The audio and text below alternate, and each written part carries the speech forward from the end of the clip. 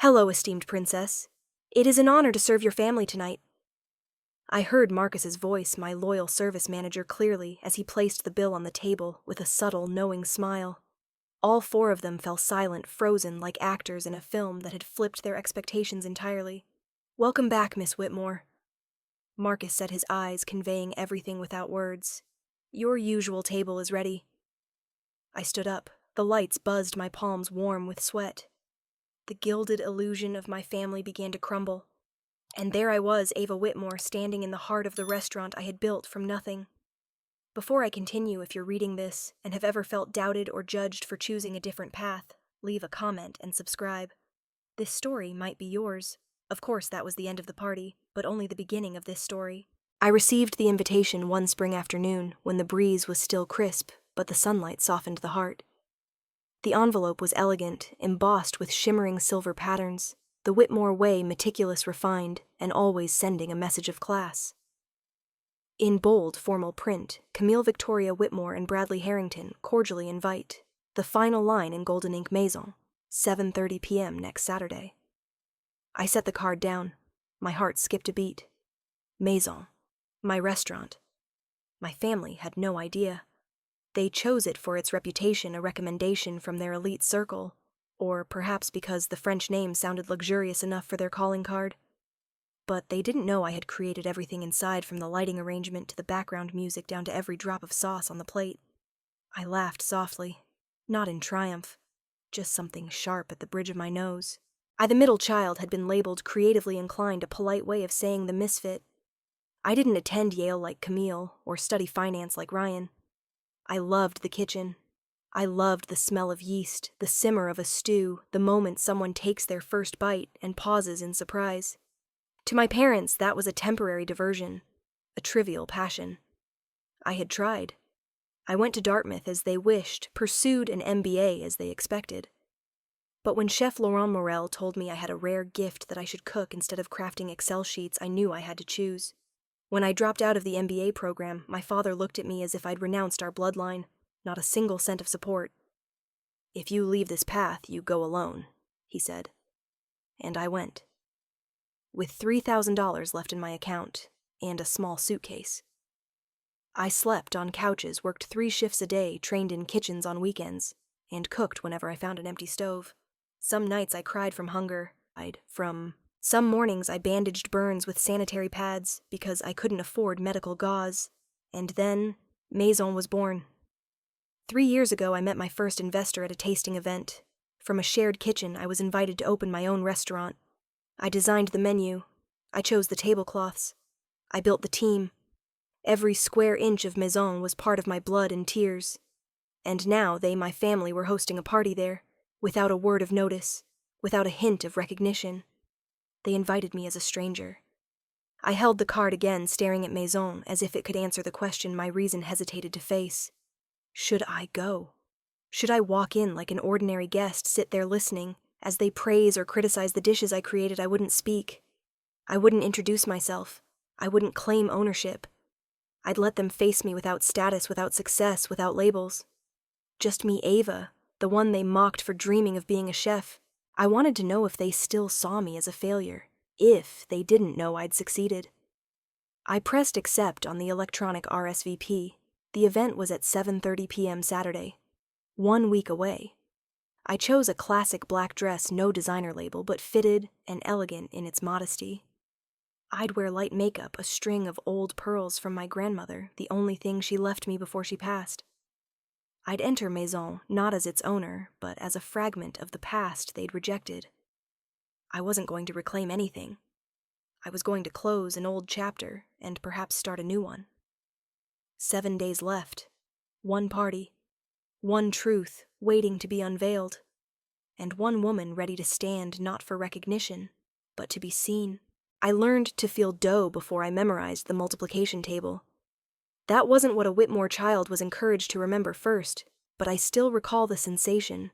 Soft, warm flour under my fingertips, as if it knew my thoughts, my desires. While my classmates competed for science medals, I was secretly learning to knead dough with Elena in the basement kitchen. If there was one thing I knew as a child, it was this: I wasn't like the rest of my family. Our family lived in an ivory-white mansion in Greenwich, Connecticut. A house not just grand, but designed to flaunt its wealth in every detail. Italian crystal chandeliers dangling in the main hall, original European oil paintings, and an antique library where my father, Charles Whitmore, read financial magazines every Sunday morning. Whitmore was a name with weight in the region. From equestrian club wine parties to private hospital fundraisers, our family was always at the forefront. Everything had to be perfect, from posture to the way we held a champagne flute. And I, Ava Whitmore, was the middle child. Camille, the eldest, was groomed to be a lawyer from age 10. My mother boasted about her debating skills, calling them the family's greatest asset. Ryan, the youngest, was a math prodigy, always on the honor roll. And me, I was the one they forgot.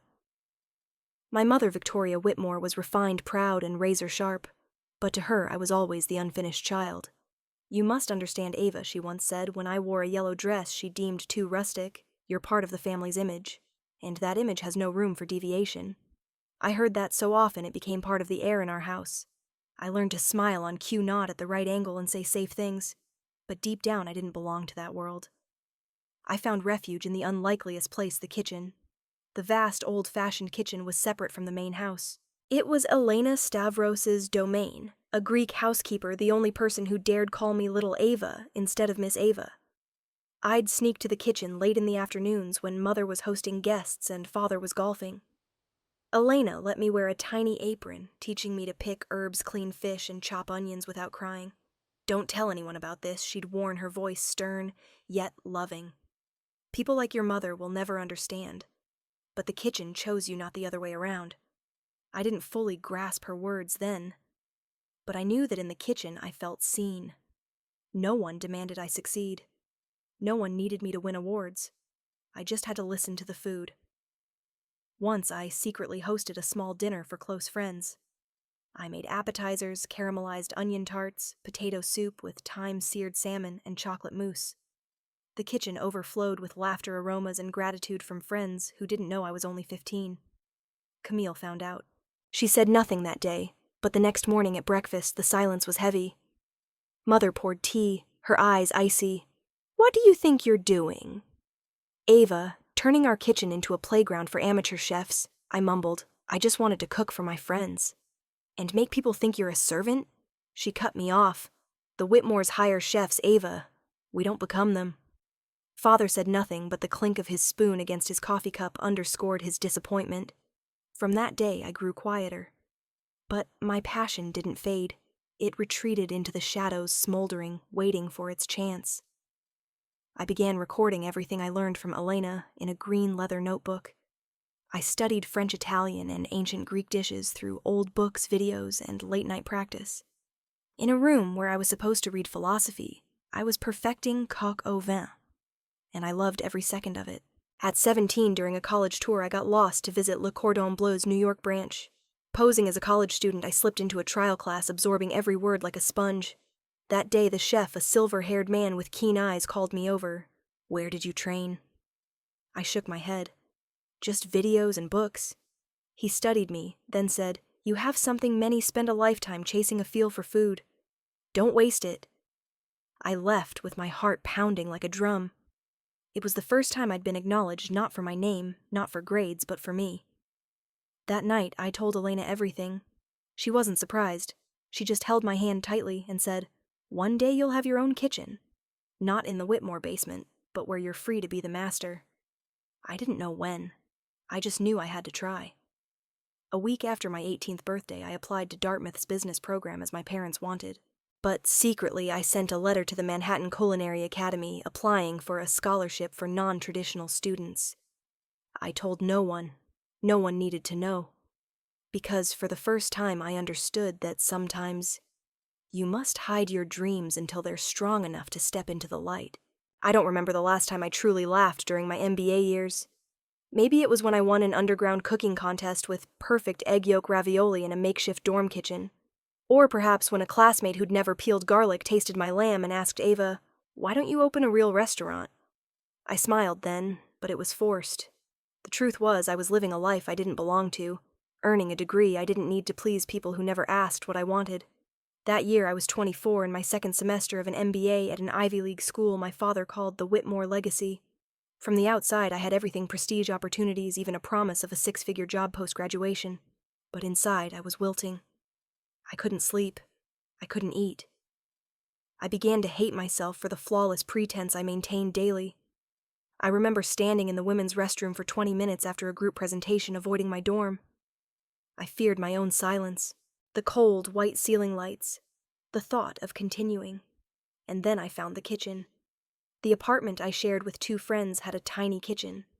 The first thing I made was oregano-scented toast, just as Elena taught me. Then pumpkin soup herb, roasted chicken mushroom risotto. The kitchen became where I could breathe. I started cooking every weekend, first for close friends, then friends of friends. One day someone joked, "Ava, why not start a supper club? You cook better than restaurants out there." So I did. I called it Table 26, after our apartment number. Every Saturday night I set a simple table with candles, soft music, and a 5-course menu that changed weekly. Guests booked via a secret email. They donated voluntarily about $50 each to cover ingredients and wine. I came alive again. After 3 months, the waitlist grew to over 100. Once an economics professor dined without realizing I was his student. As he left, he said, "This meal reminded me of Paris." I nearly cried. Not for the praise, but because I realized I was good at this. Not just a hobby, it was a true talent. And then Chef Laurent Morel walked in. I didn't know who he was then. A Frenchman in his 50s, dining with a group of food connoisseurs. He said little during the meal, just sat quietly observing, savoring. At dessert, a spiced chocolate mousse with blood orange sauce, he stood, walked into my tiny kitchen.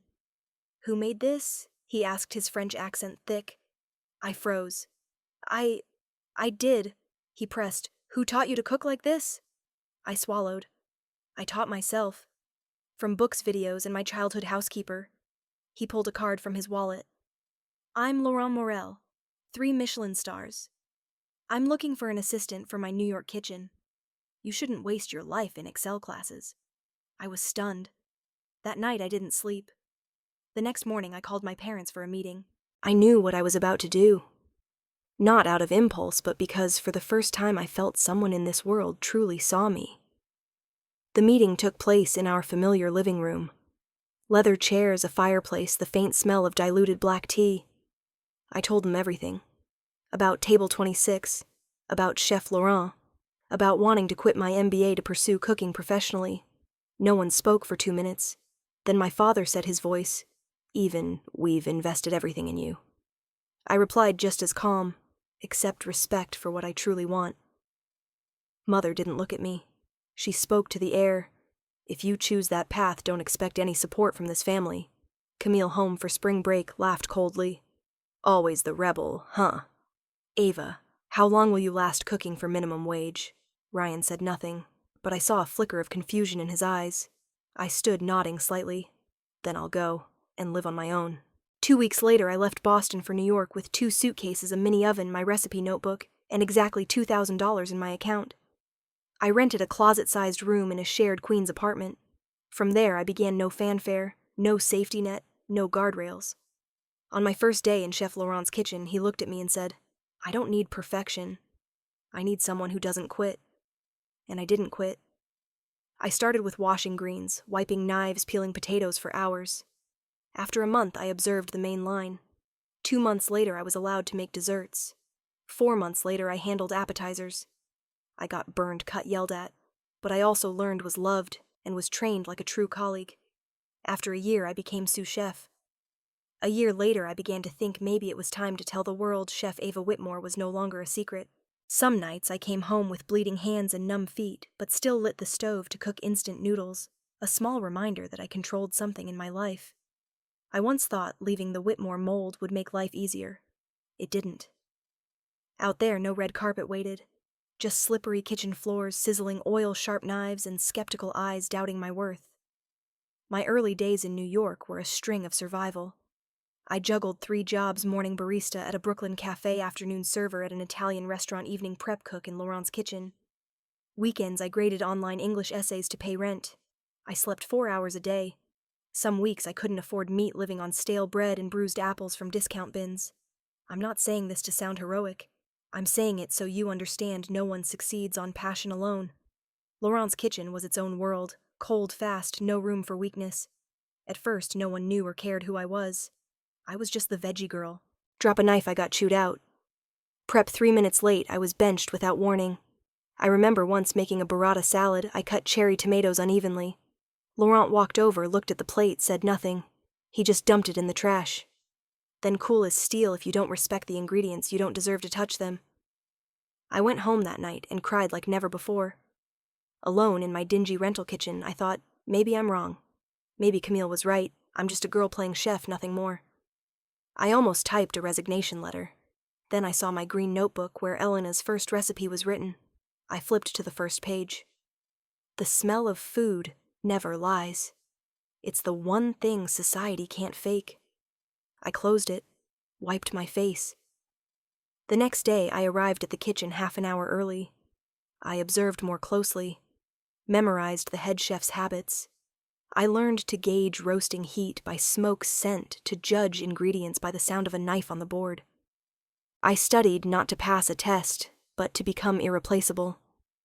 I still got scolded, still ran errands, but I stopped fearing it. I understood they only yelled when they believed you could be better. One snowy winter evening, the city ground to a halt. A main chef was stuck in traffic, unable to make it. The kitchen was short-handed orders piled up. I was prepping when Laurent pointed at me. You on the line. Make dish 7. Dish 7 was pan-seared cod with bourre blanc, the menu's hardest. My hands shook. My heart raced. But I didn't refuse. I cooked as I'd watched hundreds of times. Crisp fish skin. Silky lemon butter sauce, no curdling. I plated it like my supper club days. Laurent said nothing then, but after the shift he passed me nodding slightly. Good. Now you understand what a kitchen is. From that day I was trusted with more dishes. A month later I became a line cook. 3 months later the old sous chef moved to France. Laurent called me in, want to be sous chef. I nearly choked, he continued. Not because you're perfect, because you don't quit. I nodded. Inside I was bursting. My first day in the sous chef apron, I stood before the mirror for a long time. On my shoulders were sweat scars, onion smells, oil splatters, and a dream I thought had died long ago. I texted Elena, though she might have changed her number. I've reached a real kitchen, Elena. I never forgot those first days you held my hand teaching me to season with my heart. I didn't expect her to read it, but I needed to write it. Because I understood no success comes easily. No flame burns without first passing through ashes. They say some dinners can change a person's fate. I think some don't need to change anything. They just reveal the truth. That night, Maison shone brighter than ever. Soft golden lights, candles flickering gently, a cello quartet playing in the far corner. I stood on the second floor behind smoked glass, watching the dining room like a play. But this time I wore no costume. I was the unseen director. My family arrived at 7:08 p.m. Camille led in a teal satin gown, her gait straight chin slightly raised. Mother Victoria Whitmore wore a silver-white cloak, her eyes scanning the space like she was appraising assets at a charity auction. Father walked beside her, adjusting his gold cufflinks, shaking hands with the event organizer as if he owned the place. Bradley, the fiancé, flashed a too-wide smile, revealing perfect but cold teeth. They didn't notice me. I wore a black coat, round glasses, and stood quietly, like any back-of-house staff. Marcus, my service manager, greeted them. I'd instructed him to keep my identity secret. Welcome to Maison Marcus, said his tone polished neutral. The ambiance is decent. Mother offered her praise conditional. I hope the food isn't that cheap, experimental style they call high-end. I heard every word. I watched as they sat at the long table near the large window where I'd spent 3 months adjusting curtains to catch the sunset just right. They ordered champagne, then flipped through the menu. White truffle, with baby corn risotto. Camille raised an eyebrow. Who comes up with such an odd pairing? Anything more normal? Bradley asked, leaning back. Like steak or salmon with butter sauce. Nothing too complicated. Marcus smiled faintly. The chef believes a diner's palate is a journey. Sometimes you must let it lead you. Father smirked. Is he a culinary artist? Probably better at writing philosophy than cooking. I stayed silent. I thought I'd be angry. But no. What I felt was release. Like seeing a blurred painting, you stop trying to fix it, letting others notice the flaws in each brushstroke. I returned to the kitchen, nodding to the service team.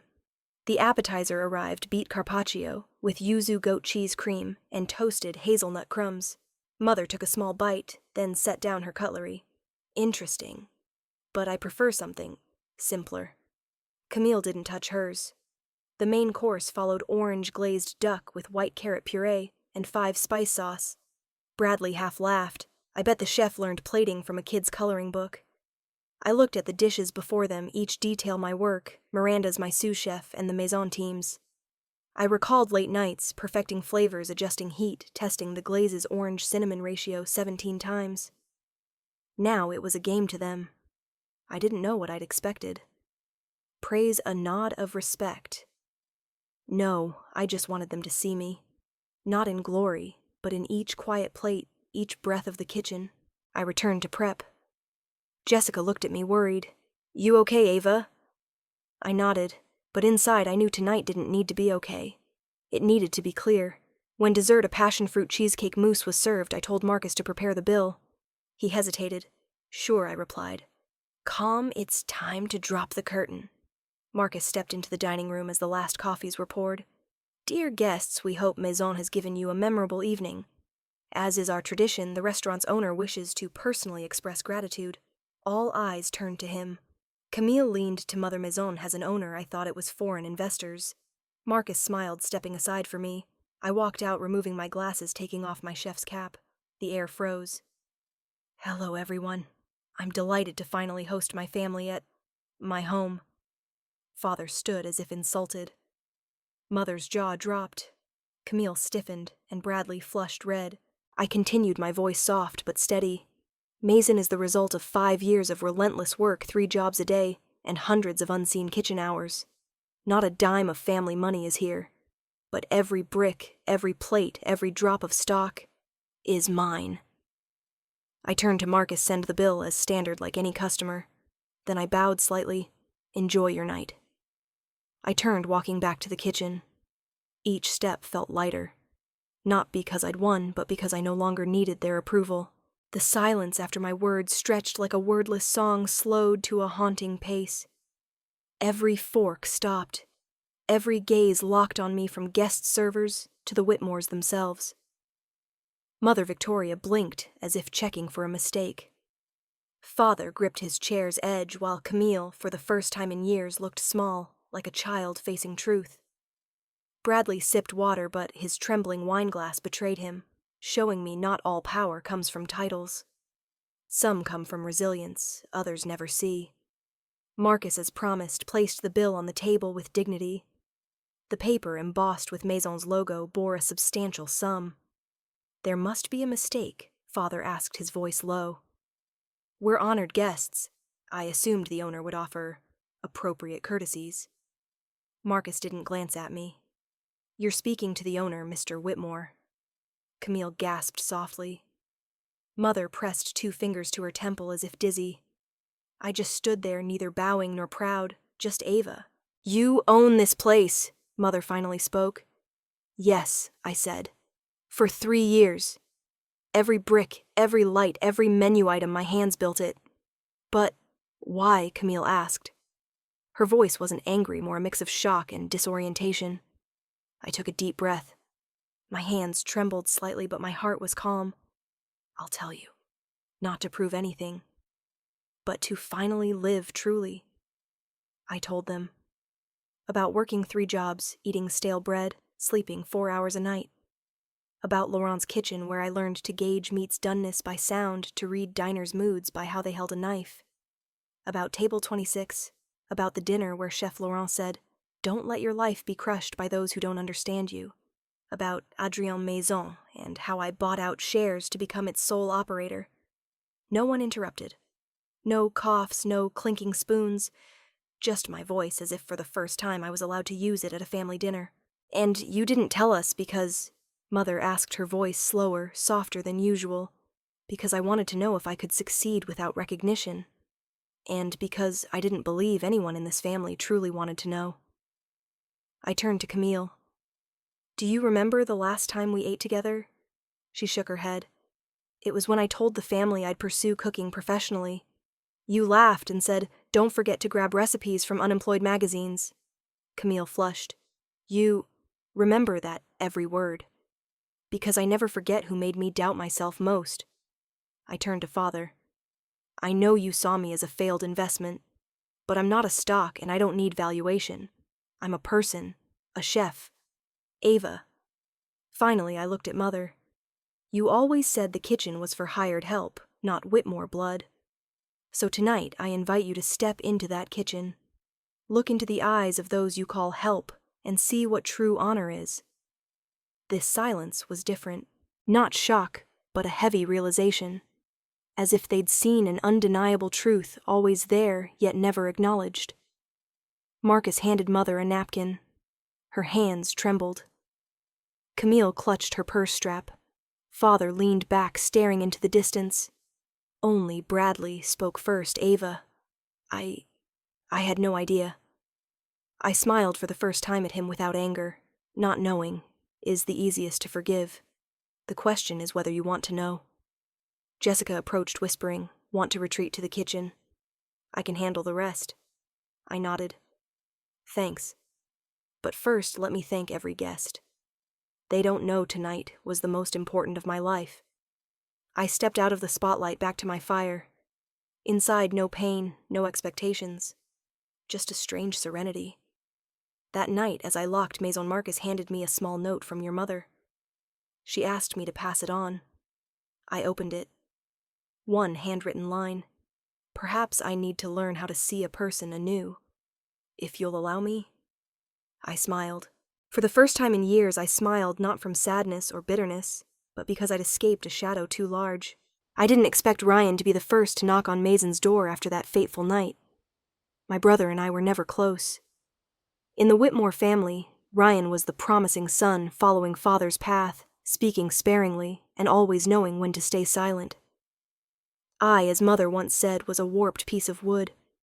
Yet that morning, as Maison cleared the remnants of the previous night's party, Ryan stood at the kitchen door with a box of warm cinnamon rolls and eyes unsure where to land. "I'm sorry," he said, no preamble. I paused. Not for the apology, but for how he looked at me. Like for the first time he saw me truly. "I'm sorry for staying silent too long." I sat across from him, wiping a steel tray. "Why now?" He pulled a worn, folded stack of papers from his coat. "This is the first article about Maison. I printed it, read it over and over. I followed every mention of you. But I didn't know how to start again with you. I opened the article, one I'd read dozens of times, but now I saw pencil underlines, tiny notes fall. Menu ties to childhood meaning of Maison author is Ava Whitmore. I looked at him. You followed me. Not just followed, admired. But back then I was too cowardly to admit it. Because if I acknowledged you, I'd have to face the truth I'm living a life I don't fully understand." Silence. I asked, "Why come today?" He smiled faintly, "Because that night when you stood before the family, you didn't need anyone's approval.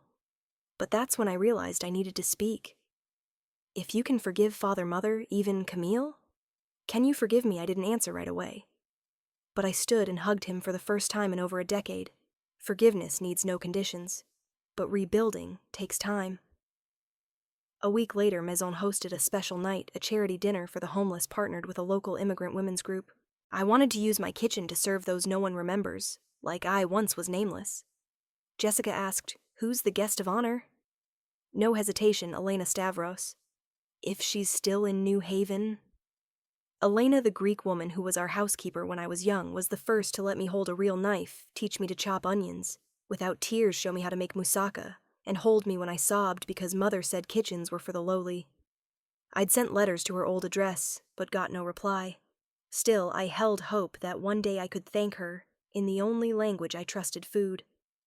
That evening, Maison had no crystal chandeliers, no gold-printed menus, just wooden tables from pallet crates, rough cloth napkins, and candles in old glass jars. Yet something made it more beautiful than any night before. I stepped out to greet the guests. My first sentence froze mid-air. In the back row, an elderly woman with white hair but a straight posture was watching me. Those eyes. I couldn't mistake them. Elena. She stood, nodded, silent. But I ran down, embracing her like I was holding my lost childhood. I looked for you so long. I know, but I wanted to see if you kept your promise. I laughed through tears, I did. And tonight the main dish is your moussaka. But I added red wine to the sauce. Don't be mad, she chuckled. A true cook dares to change. After dinner, I invited her to the kitchen. I want you at Maison every week. I want you to taste my dishes. And, if you need, I want you to live with me. Like real family. She looked at me long, then touched my cheek. You don't need to call me anything. But if you want, call me home. That night, as I saw off the last guest, Ryan approached with a girlfriend I hadn't met. This is my sister, the one who runs this place, he said. I laughed, so the family's got another who believes in butter and eggs over degrees and transcripts. Perfect. Ryan tilted his head. Ava, thanks for letting me come back. I glanced at the kitchen where Elena was prepping greens with Marcus and Jessica, my chosen family. Then at the table where Camille once sat, now empty. Every train has early and late passengers, as long as they find the way. I pinned a small note to Maison's brick wall. It's not the one who gives you your first chance you owe most. It's the one who stays when you have nothing left to prove. Some meetings are set not to speak, but to listen. My meeting with Camille was one. She texted me one Friday morning, days before her wedding, coffee just us, no masks, I promise. I didn't reply right away. Her message silenced me for a while, because all my life Camille never needed a mask, or rather wore one so long she thought it was her face. We chose a small Tribeca cafe, not flashy, but with green tea cheesecake I loved. Camille was early. She wore a plain white shirt, no designer labels, no heavy makeup. That was surprise number one. You're here, I said, sitting, keeping my voice even. She smiled faintly. It's been a while since we've had a drink without Mother's eyes hovering. Also a while since I saw you without a Patek Philippe. Oh, she glanced at her bare wrist. Today I don't need to track time. I need to measure truth. We ordered. I got a latte Camille and espresso, just like when we were kids. But neither touched our cups. Ava, can I say something and you let me finish before reacting? I nodded. She took a deep breath, speaking slowly, clearly. I've been jealous of you. For a long time. And the more jealous I was, the more I belittled you to hide it. The world around us faded. I heard spoons clinking nearby, a train rumbling distantly, but her confession drowned them out. Of me, for what I thought you had everything? She nodded. I did. But not one thing: the freedom to live as myself. You, despite the family's rejection, despite standing alone, you chose what you loved. I couldn't do that. I went still. She continued, when you quit your MBA, I mocked you. But that night at Maison, when you stood there, I realized, I've never truly stood for anything. You failed more than me, but you've lived more. I looked at the sister I'd resented, measured my unfairness against. Now she wasn't a cold ideal. She was a person peeling off her shell, late but sincere. I don't want to live like a perfect essay anymore, Ava. The wedding, I'm rethinking everything. Bradley, my job, myself. I tilted my head. What do you mean, you don't love him? She exhaled. I don't know if I do. I just know when I'm with him, I'm not myself. But every time I think of canceling, I'm scared. Who am I, if not perfect Camille? I placed my hand on hers gently. You'll still be Camille. But the real one. And I believe the real you is worth loving more than the perfect one. She smiled, a true smile free of armor. Will you forgive me? For the years I made you feel not good enough. I squeezed her hand. Forgiveness isn't erasing. It's making room for something new. Today, you've opened the door. The rest we walk together. We left the cafe as the sun climbed high. Camille hugged me before her car. The embrace wasn't awkward like years past. It was an apology, a thank you, a beginning. That night I got an email from Camille. One line, I canceled the lavish wedding contract. Got Maison free for a small private real party. I laughed, replying instantly, Maison's always open, especially for someone finding themselves. Days later, Camille and I tested wedding menus. She chose the risotto she once mocked. Now she cleaned her plate and asked for seconds. I hated this dish because I didn't get it. Turns out I hated what I wasn't brave enough to try. I just smiled. Maison was no longer my escape. It was where I invited those who dared drop their masks and enter with truth. Before leaving, Camille turned. Maybe one day I'll open a small bakery. Call it Libre Freedom. I nodded. If you need someone to cook breakfast for your guests, you know who to call. For the first time, I had a sister, not a rival, not a shadow, not a monument, but a companion. If someone told me the day Camille canceled her extravagant wedding for a small Maison party, that a year later I'd reach out to save the man who belittled me before my family, I'd think they were cruelly joking. But life doesn't follow the logic of pain. It flows with people, and sometimes with forgiveness. I heard about Bradley through Ryan. A short call mid-taste of new gnocchi in the kitchen. You should know, Ryan said. Bradley got fired from his hedge fund. Something about dishonest financial reports. I set down my spoon. Does Camille know she does? But they haven't spoken in 2 months. After the wedding was off, they cut ties, and he's, how now, selling his car. Late on rent. Apparently freelancing for startup restaurants. Some turned him down because of his past. I went silent. What'll you do? Ryan asked. I didn't answer then, but I knew. A hard but necessary answer. I emailed Bradley. Short, no fluff. Bradley, I heard you're struggling. Maison needs a financial consultant for a new branch. If interested, come prove yourself. No bias, no grudges. Just work, he replied 2 days later. One line, I don't deserve it, but I'll come. Our first meeting was in Maison's back office where I hold staff meetings. Bradley walked in. No suit, no tie, just a worn shirt sleeves rolled and eyes lower than I'd ever seen. Hello, Miss Whitmore, he said, relearning words. Hi, sit. I handed him files on the new branch plan numbers and problems to solve. I said nothing more. Let him read propose.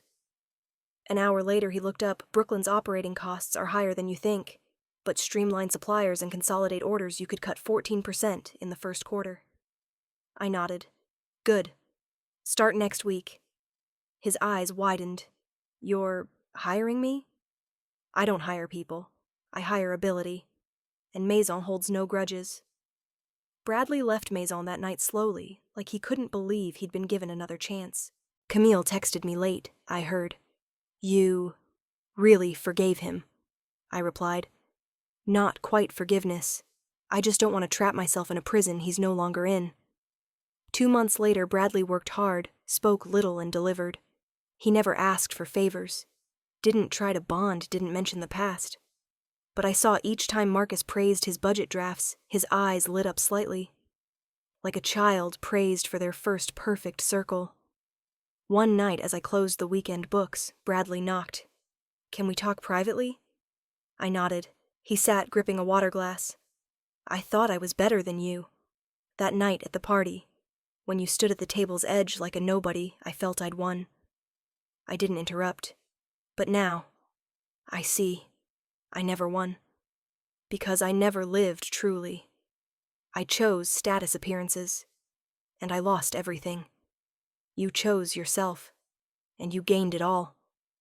His voice broke. Thank you. For not stepping on me when I fell. I'll never forget that. Days later, Camille visited Maison, her first time in nearly a year. She came during quiet hours, sitting at her old table. I just wanted to see what you believed in, she said. I led her to the kitchen. Just then, Bradley exited the meeting room holding papers. They froze. Then Camille said, You okay? I'm trying. He answered, sincere. She nodded. Thanks for not shaming me for once loving you. I stayed silent. Some conversations don't need a third voice. As Camille left, she whispered, You're strong. Not for being tough, but for knowing when to be soft. I smiled, because I was once the weakest. Only when I learned to forgive did I grow. That night, I wrote in my notebook, Forgiveness isn't forgetting. It's choosing not to let pain rule the best parts of us. People think Christmas is for perfect families, expensive gifts, twinkling trees, and dinners under crystal chandeliers. But the first Christmas I hosted at Maison for the Homeless was the warmest night of my life. No lights, no gold name cards, just human warmth, the smell of rich turkey stew, and hands holding hands. I started planning in October. We're closing Maison on the 24th, I announced at a staff meeting. No VIPs, no online bookings. We serve one group, those with nowhere to go. Marcus nodded first. Jessica clapped. Jose gave 2 thumbs up. We sent invites to city social organizations. Over 80 signed up: single mothers, veterans, elderly living in cars. Maison prepared not for profit. We prepared for faith. One meal can restart a person. December 24th arrived with drizzle and biting cold. I was in the kitchen by 6 a.m. Marcus had fired up the ovens. Miranda was making cranberry sauce. Elena chopped onions, eyes teary, but singing softly in Greek. No need for chandeliers today, she said. Just firelight. She was right. We turned off the ceiling lights, using only candles and string lights. Maison became an old home kindled from within. 2 p.m. The first guest arrived, an 8-year-old boy clutching a plastic bag, eyes glued to garlic butter rolls. Eat your fill, then join me in the kitchen, okay? I whispered. He nodded. His first smile appeared. Slowly, the room filled. No one asked about jobs, addresses, or pasts. Just want another slice of pie, or like your eggs scrambled. That night, Maison wasn't a restaurant. It was home. Then the unexpected: my family walked in. Victoria Mother wore a gray wool coat, holding dried lavender. Father Charles followed slowly. His usual authority softened. Ryan and Camille flanked them, carrying pies Camille baked. Can I help with greens? Mother asked. I worked a summer camp kitchen once. No one believes me. I laughed, handing her an apron. Then you're on salad. No one escapes veggie duty at Maison. Camille washed dishes. Charles carried soup tureens. Ryan served hot tea. I watched, nearly crying. Once at a family event, Mother scolded me for holding a spoon left-handed. Today, she scrubbed carrots for a charity stew. The party needed no lights. People glowed from within. When everyone finished, I invited all to raise hot chocolate mugs. I wanted to speak, but Mother raised her hand. Let me first. The room hushed. Victoria Whitmore, the woman who entered rooms chin high, stood, hands trembling, but voice clear. I taught my children that reputation and discipline were everything. I believed a spotless name meant all was well. I was wrong. She turned to me. Ava, you taught me what I rejected: compassion, truth. And a person's value isn't in degrees or praise. It's in how you turn a kitchen into a homecoming. I couldn't hold back tears. Marcus and Miranda teared up too. Mother approached, hugging me, the first time in years. I'm sorry for not understanding you sooner. I hugged her, whispering, you came. That's enough. Maison doesn't need anyone to be right. Just real. The night ended with a Christmas carol sing-along. No professionals, but all sang heartily. The 8-year-old boy ran up, hugging me from behind. Miss Ava. Can I come back tomorrow?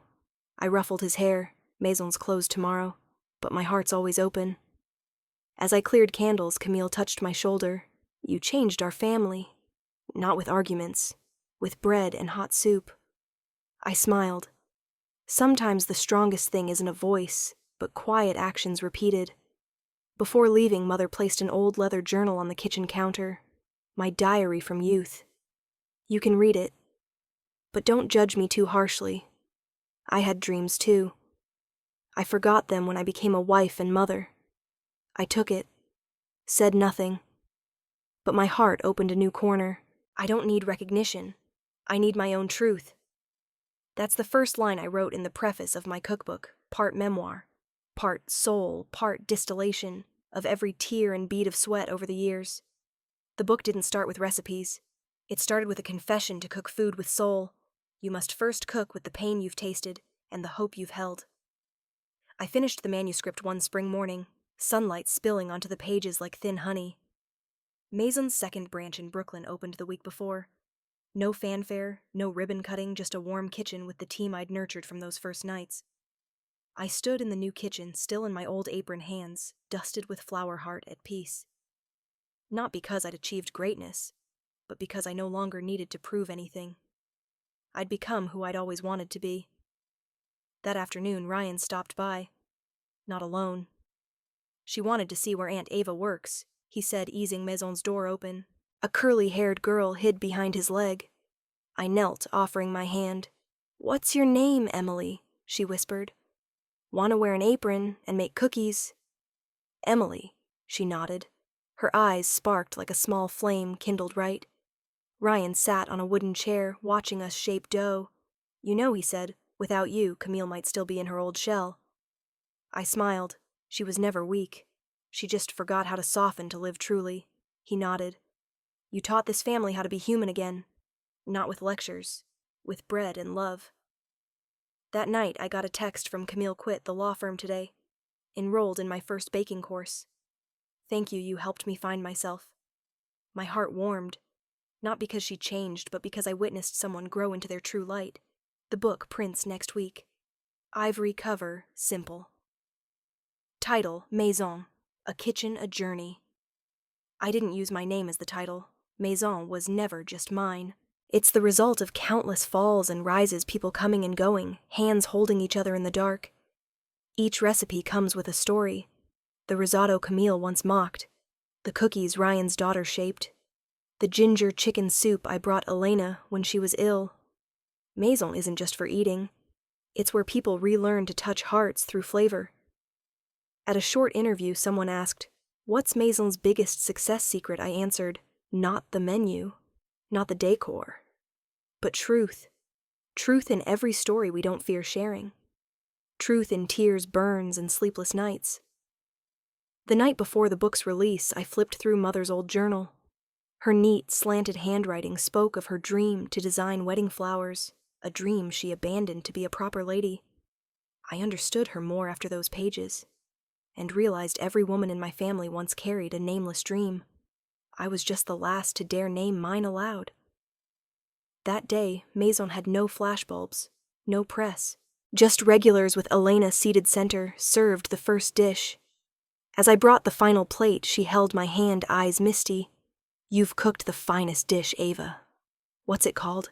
"Yourself." I realized every chapter of my life, failure, depression. Smoky kitchens, tears to Maison's light, was an ingredient for that dish. No one's born perfect. But if you dare live, truly, keep your fire, and love yourself after every wound the world around you shifts. Not because you need to prove anything, but because in the end, truth is a dish that never goes out of style. And so my journey, Ava Whitmore, from a girl scorned for loving to cook to the builder of Maison, comes to a close. But the values this story holds, I believe, will linger long in our hearts. Maison is more than a restaurant.